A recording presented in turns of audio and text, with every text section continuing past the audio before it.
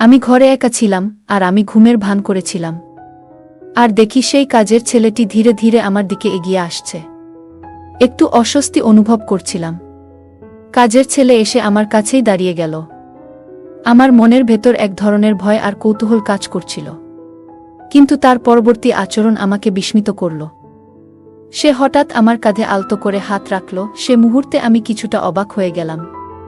কিছুক্ষণ স্থির হয়ে রইলাম, কথা বলার জন্য ঠিক কি বলবো তা বুঝতে পারছিলাম না। তারপর সে, আমার নাম পূজা। আমি ছিলাম অনেক সুন্দর আর আকর্ষণীয়। আমি শহরে থাকায় সব সময় মডার্ন শর্ট ড্রেস পরে থাকতাম, যা আমাকে আরও আকর্ষণীয় করে তুলত। আমার স্বামী সব সময় এসব ড্রেস আমাকে দেখতে পছন্দ করতেন। তিনি আমাকে অনেক ভালোবাসতেন। বন্ধুরা, রেডি হয়ে যাও, আজকের গল্পটা অনেক বেশি স্পেশাল, কেউ মিস করো না। আর গল্পগুলো ভালো লাগলে ভিডিওটি লাইক, শেয়ার এবং চ্যানেলটি সাবস্ক্রাইব করো প্লিজ। আমার বিয়ে যে পরিবারে হয়েছে সেখানে আমার স্বামী ছাড়া আর কেউ ছিল না। আমার স্বামী তার বাবা মায়ের একমাত্র সন্তান ছিলেন। তার বাবা মা খুবই ধনী ছিলেন, কিন্তু এক দুর্ঘটনায় তারা দুজনেই মারা যান। এরপর সমস্ত সম্পত্তি আমার স্বামীর নামে হয়ে যায়। আমার স্বামী তখন সম্পূর্ণ একা এবং অগাধ সম্পত্তির মালিক ছিলেন। আমাদের বাড়িতে সবকিছুই ছিল, কিন্তু একটাই জিনিসের অভাব ছিল, সন্তান। আমার স্বামী ব্যবসার কাজে খুব ব্যস্ত থাকায় এই বিষয়ে কখনো ভাবেননি।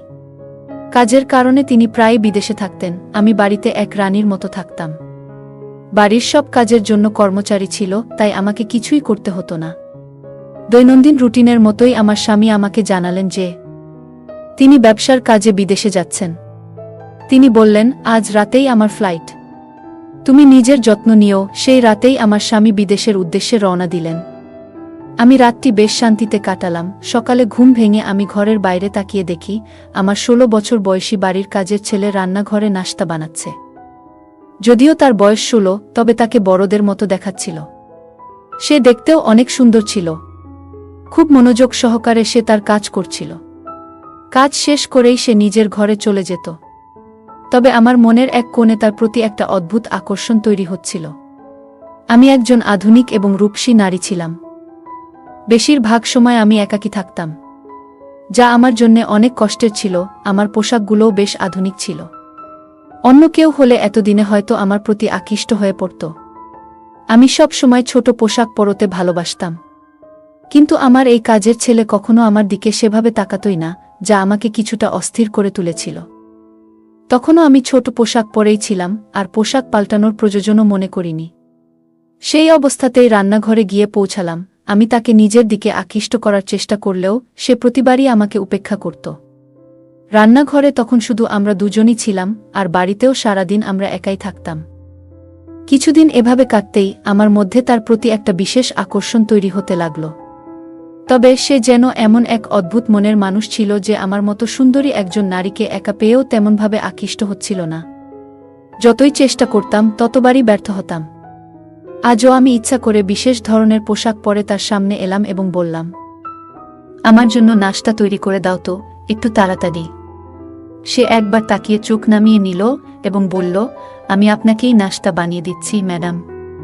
তার এমন সরলতা যেন আমাকে আরও বিভ্রান্ত করে তুলল। হঠাৎ আমার মনে হলো, যখনই আমি তার সামনে যাই সে সবসময় কোনো না কোনো কাজে ব্যস্ত থাকে, তাই সে হয়তো চোখ এড়িয়ে যায়।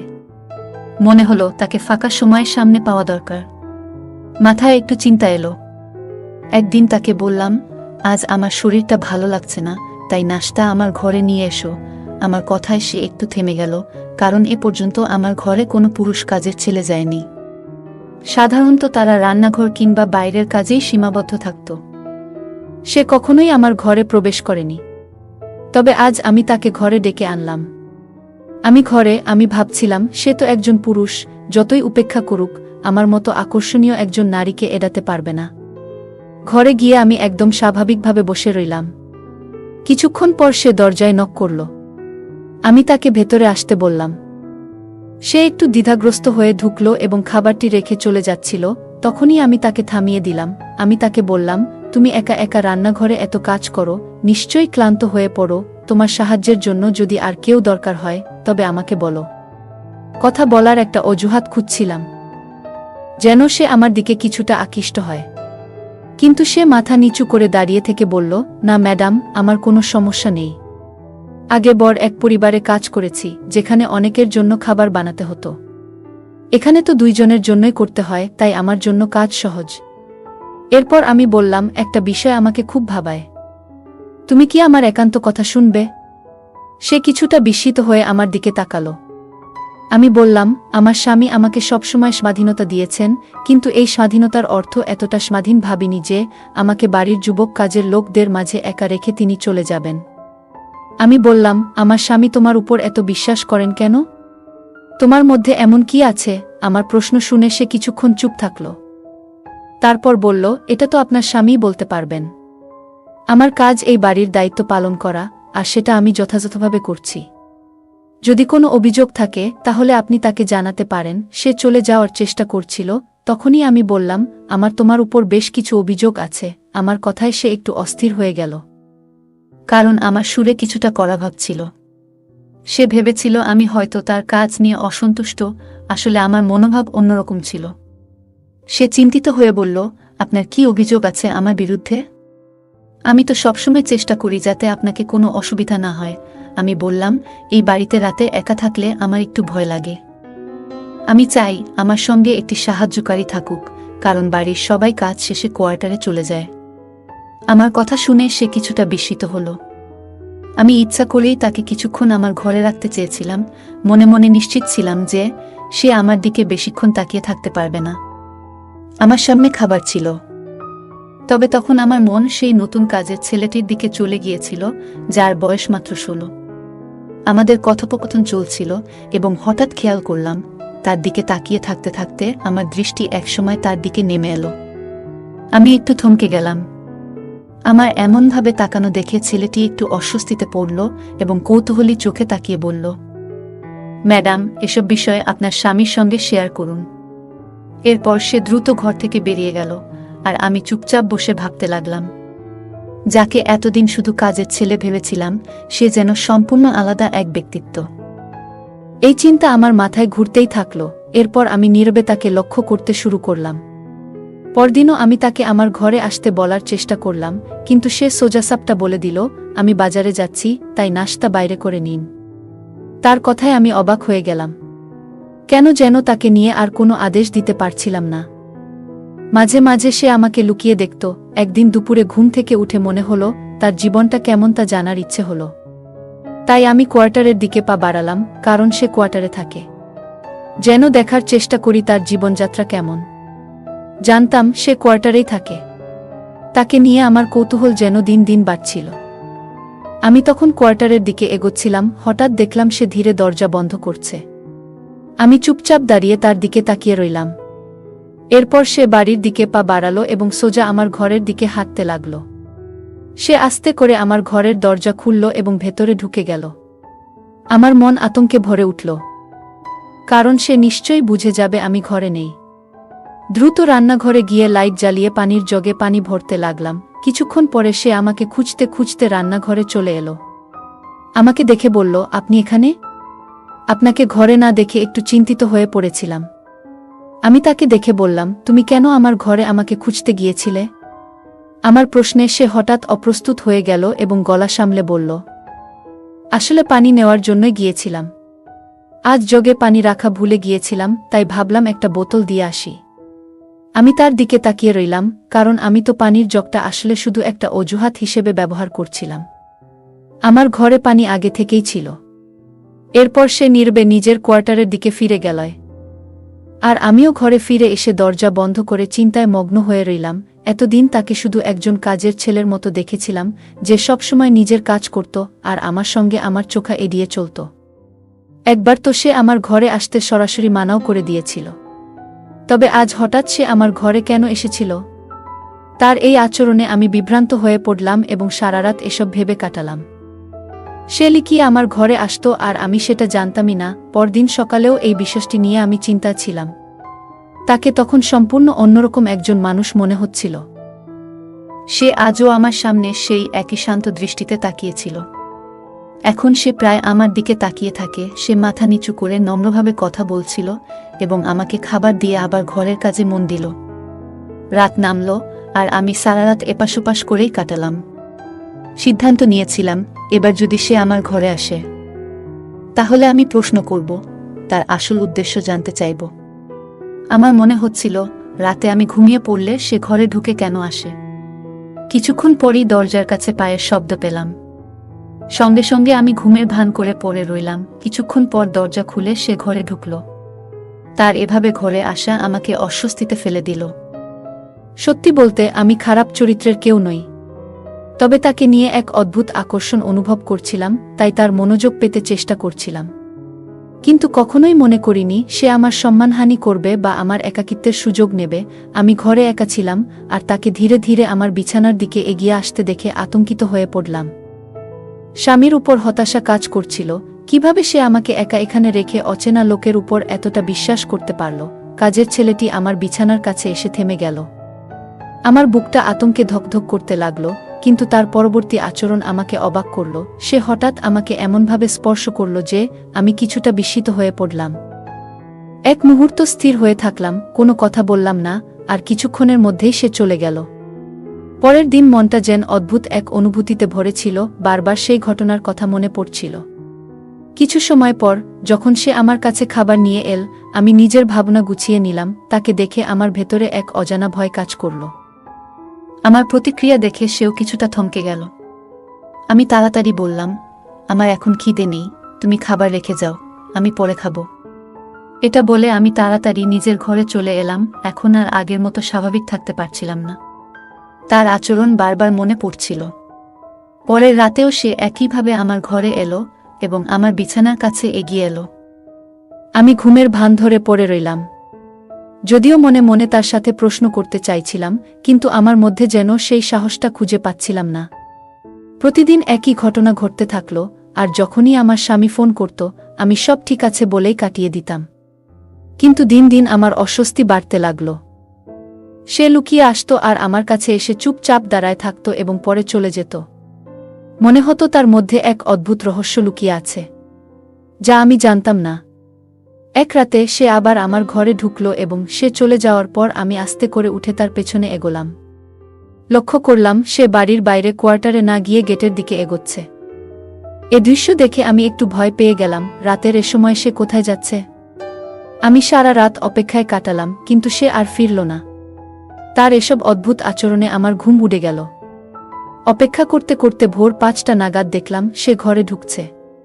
তার পরনে থাকা কাপড়ে লাল দাগ দেখা যাচ্ছিল, যেন খুব ক্লান্ত ছিল। দ্রুত কোয়ার্টারের দিকে যেতে শুরু করল, আর আমি অবাক হয়ে ভাবতে লাগলাম সে সারা রাত কোথায় ছিল। তার এই রহস্যময় আচরণ আমার মনে ভীতি ও সন্দেহের সৃষ্টি করল। সে তো আমার কাছে কেবল একজন তরুণ চাকর, কিন্তু তার এমন অদ্ভুত আচরণে তাকে নিয়ে আতঙ্কিত হচ্ছিলাম।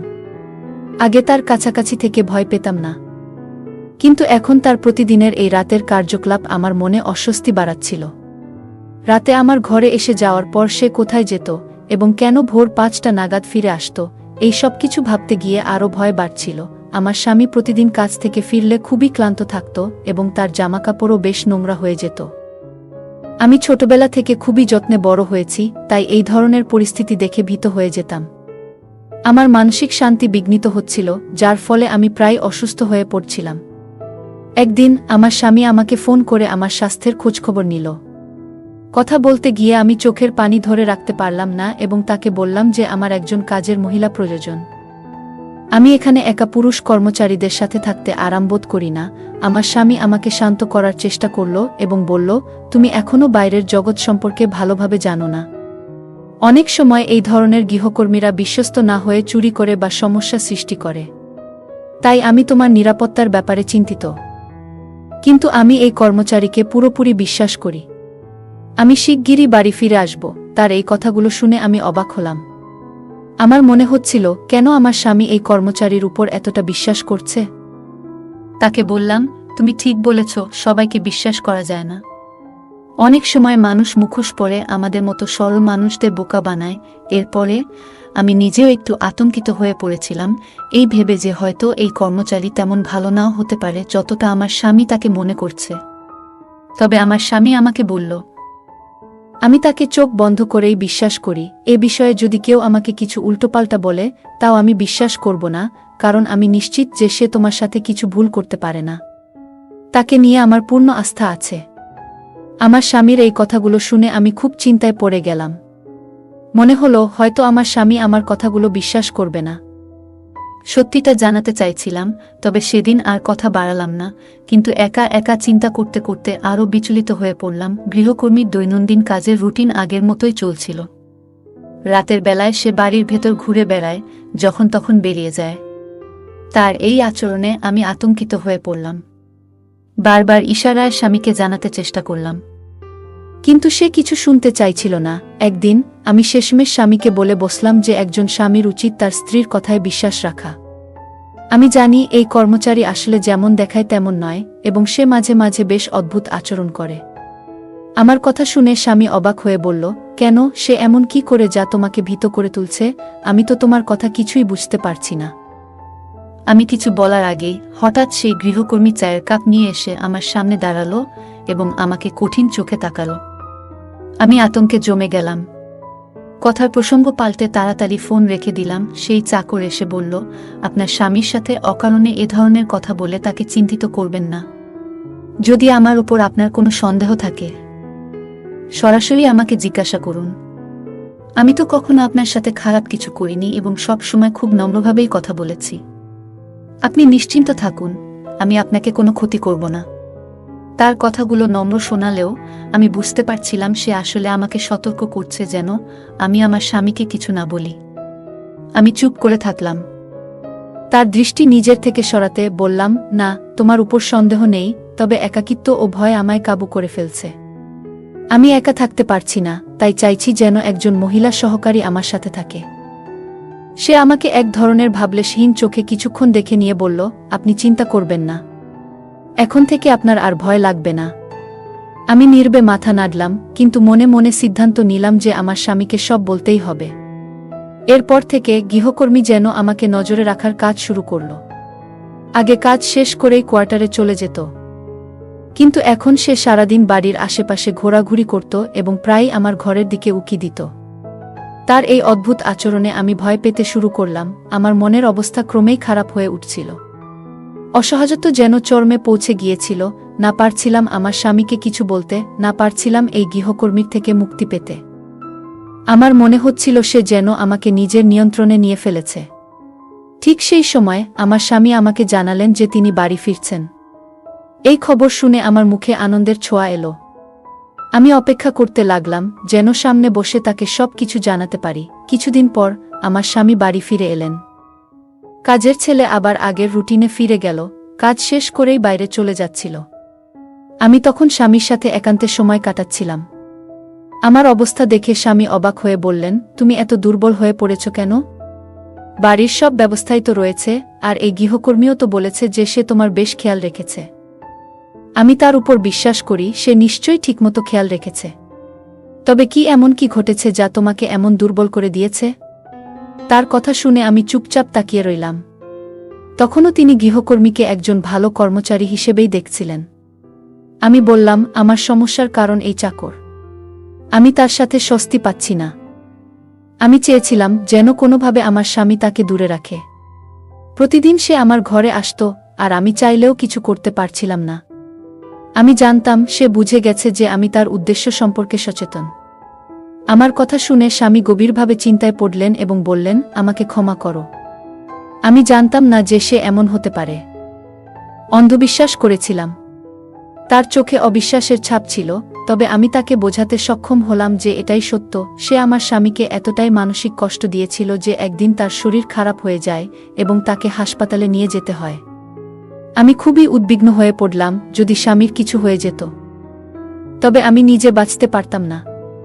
আমার স্বামীর জন্য চোখের পানি ফেলছিলাম, তখনই হঠাৎ সেই চাকর এসে বলল, আপনি কি এমন কিছু বলেছেন যা তার এ অবস্থার কারণ হয়েছে?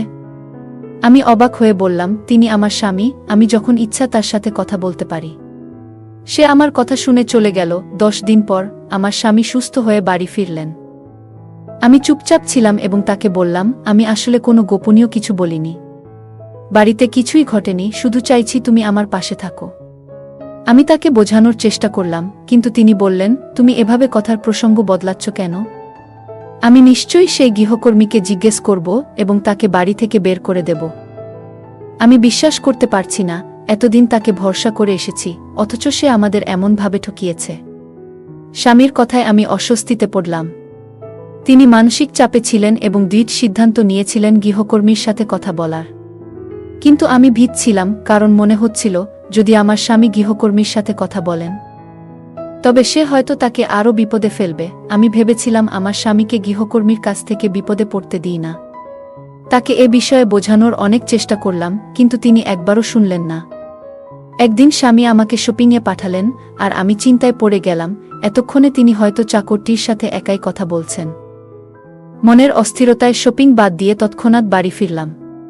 ঠিক যেমন ভাবছিলাম, স্বামীর ঘর থেকে তর্কাতর্কির আওয়াজ শোনা যাচ্ছিল। আমার স্বামী খুব রেগে গিয়ে গৃহকর্মীকে কিছু বলছিলেন। তার কথায় আমি হতবাক হয়ে গেলাম। আমার স্বামী বলছিলেন, আমি তো বলেছিলাম সেই তাবিজটা সতর্কতার সাথে আমার স্ত্রীর উপর থেকে সরিয়ে বাইরে গিয়ে মাটিতে পুঁতে রাখতে। আমি এটি সন্তান লাভের জন্য সংগ্রহ করেছি। আসলে সে অসুস্থ, আর তাই তাকে জানাতে চাইনি। গোপনে তোমাকে দিয়ে এই কাজটি করাতে চেয়েছিলাম, কিন্তু হয়তো সে কিছু সন্দেহ করেছে। এ কথা শুনে আমি কান্নাজড়িত অবস্থায় ঘরে ঢুকলাম। এতদিন ধরে স্বামী আমাকে বলেছিলেন যে তার নিজেরই শারীরিক অসুস্থতা আছে, তাই সন্তান হচ্ছে না। কিন্তু আসল সত্যি ছিল, অসুস্থ ছিলাম আমি। আমার অসুখ এমন যে চিকিৎসার পাশাপাশি বিশেষ পদ্ধতির দরকার। এজন্যই তিনি আমার অসুখের কথা গোপন রেখেছিলেন, যাতে আমি মানসিকভাবে ভেঙে না পড়ি। আমার স্বামী আমাকে অনেক ভালোবাসতেন। আমার স্বামী কখনোই আমাকে মানসিকভাবে ভেঙে পড়তে দেননি। প্রতিদিন গৃহকর্মীটি সেই তাবিজটি আমার শরীরের উপর দিয়ে নিয়ে বাইরে ফেলে আসত, যেন আমার অসুস্থতা দূর হয়। এই সত্যি জেনে আমি লজ্জায় মাথা নিচু করে কাজের সেই ছেলের কাছে ক্ষমা চাইলাম। এরপর আমি ডাক্তারের পরামর্শে চিকিৎসা করালাম, এবং কয়েক বছর পর আমার মা হওয়ার সুসংবাদ এলো।